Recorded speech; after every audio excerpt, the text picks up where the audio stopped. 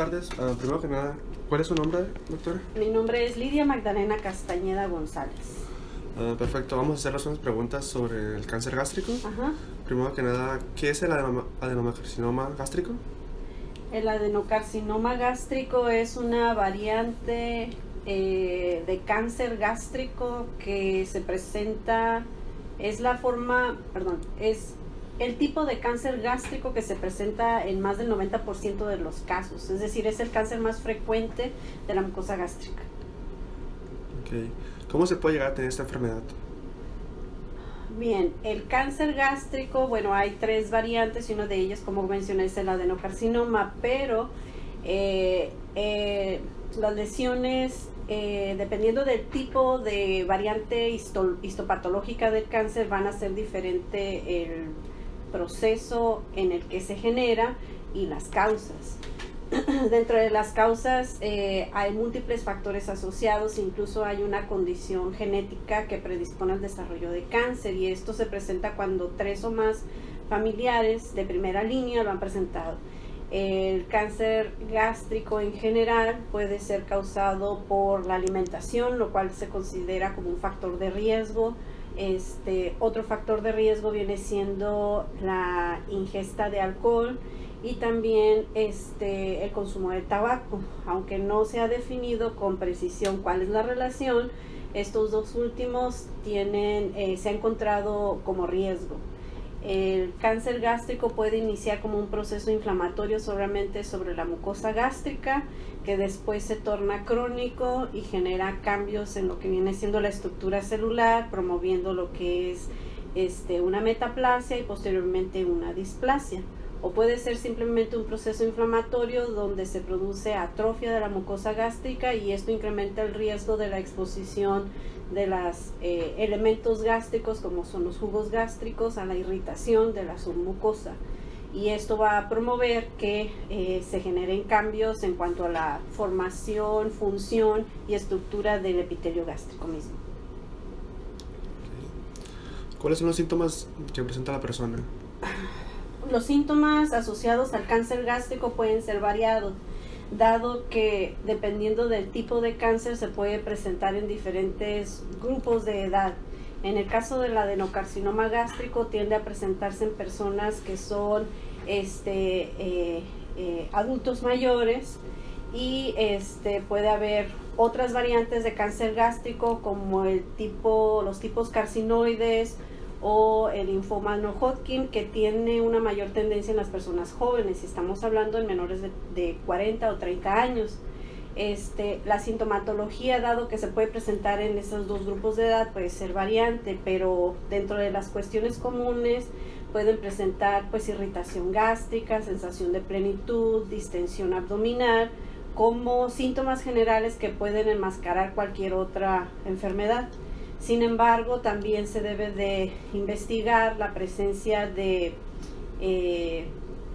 sangre oculta en heces o sangrado evidente por parte del paciente cuando evacúa, o pérdida de peso en un periodo corto y sin ninguna explicación.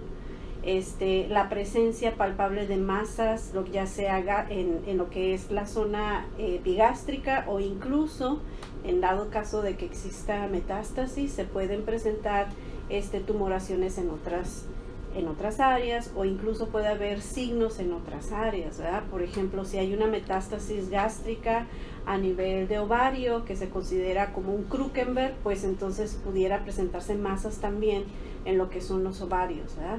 O a nivel periumbilical, ciertos signos que se asocian a esto. Entonces, los síntomas no son específicos, pero cualquier alteración asociada a problemas en lo que es la ingesta, sensación de plenitud, distensión abdominal, dolor abdominal y asociada a pérdida de peso, pues hay que descartar cualquier lesión neoplástica ahí. Okay. ¿Cómo se puede llegar al diagnóstico y cuál es el tratamiento? Bueno, primero el diagnóstico debe estar determinado en base a la clínica. Siempre un historial clínico completo viene siendo la parte fundamental.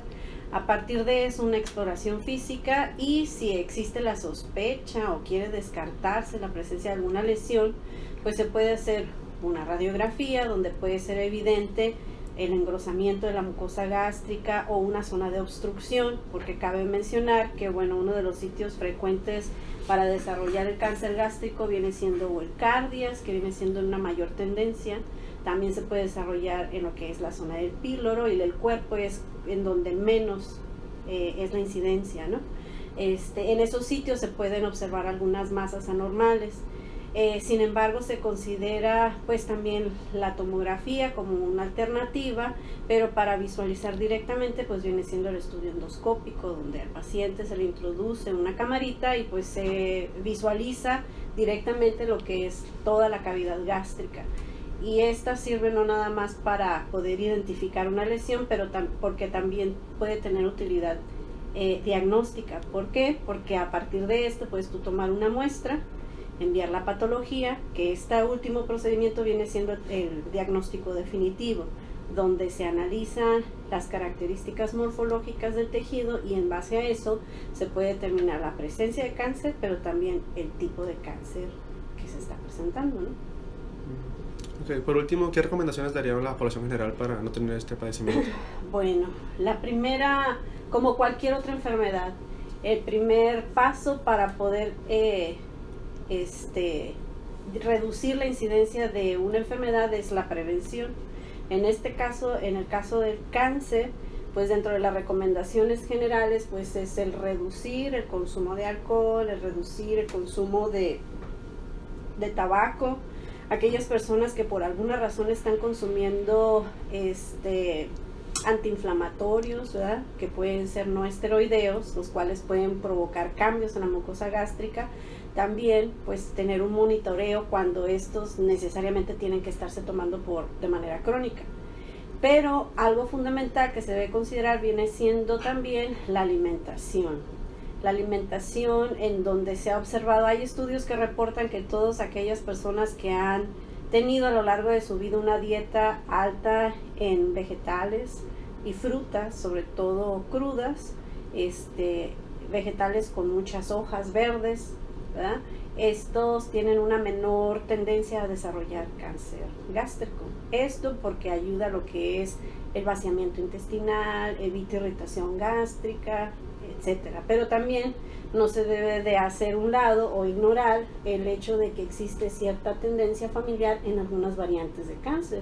Por lo tanto, lo fundamental en el médico, que viene siendo la historia clínica, viene siendo la pauta principal para poder dar una idea de cuáles son las posibles o los posibles riesgos que tenga un paciente para un determinado tipo de cáncer. ¿Qué tratamiento se le da al paciente con cáncer gástrico? Bueno, el tratamiento va a depender del estadio en el que se encuentre o la variante de tipo de cáncer y qué tanta severidad se presenta en el momento de la identificación.